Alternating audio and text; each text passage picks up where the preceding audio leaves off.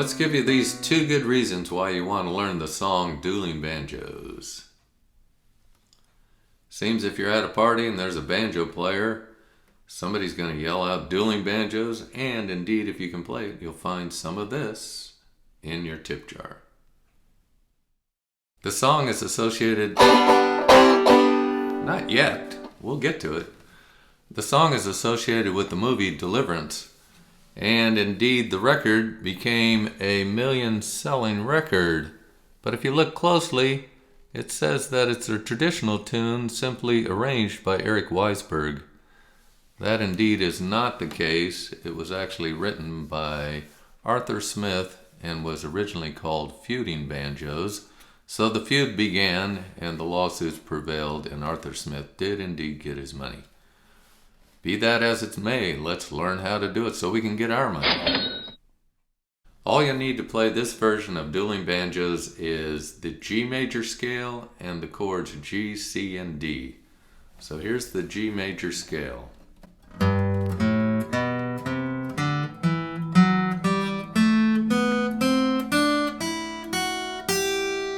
Playing out of the first position, your fingers will line up like this. Sometimes people play the lower part out of the second position. We will use both in the song. For your G, C, and D chords, you may want to use the bluegrass G chord, which looks like this, because there's a quick G, C back to G that you can get by just moving fingers 1 and 2 over. Even though this finger technically is not in a C chord, it's a common sound you hear in bluegrass. And notice as I do that strum, I do an upstroke to accommodate the quick stroke.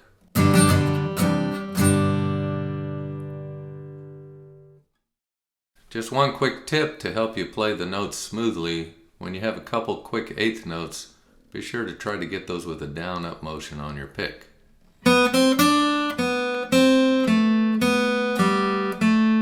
Notice those first 2 eighth notes were picked down, up, all the rest were quarter notes, so they were downstrokes. It happens again on this run. The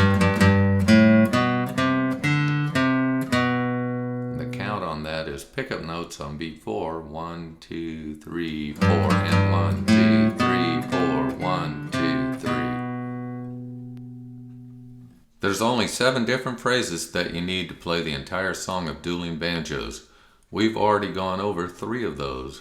The first one was this. The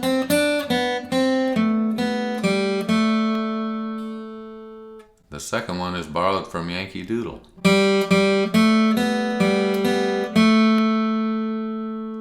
Phrase number 3. Notice that last note's just a little bit different than Yankee Doodle, which would have been... So it goes to the open D string. Then you have your chord strums. At that point we play phrase number 5, which we played before with a down up on the first 2 notes. Phrase number 6 just takes phrase number 5 and moves it over to begin on string 5. At that point we're borrowing a note from the key of C. We play the 3rd fret rather than the 4th fret, which is in the key of G. And the one last phrase, phrase number 7, imitates that same sound starting on the open D string.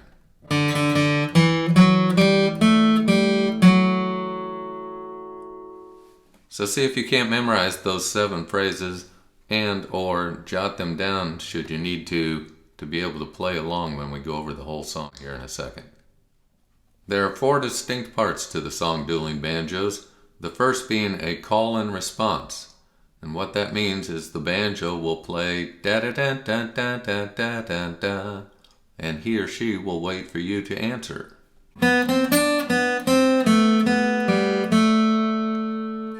So the call and response goes on for a while, and then the next part is where you start playing together.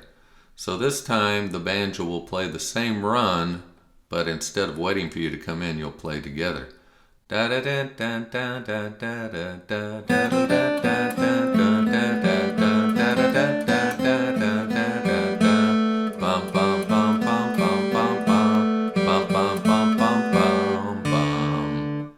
at that point, the banjo goes into the rolls, which creates this fancy sound, and it's your job to play the chords behind them.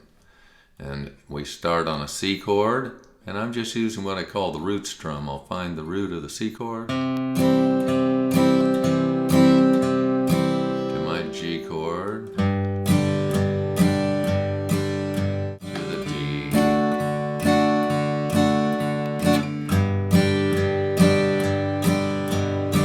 If you know about alternate bass strumming, feel free to do that.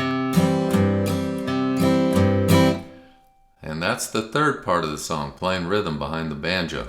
So the fourth and final part is led by the banjo.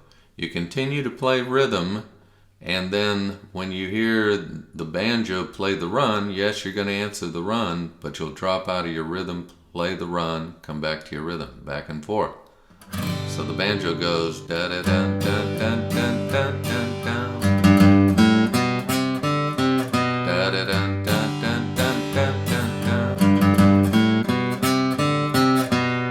You can hear how you're going to want to drop out of your rhythm a beat early so that you can get into your run on time. And also, when you finish your run, wait a beat before you restart your rhythm. It's now time to duel.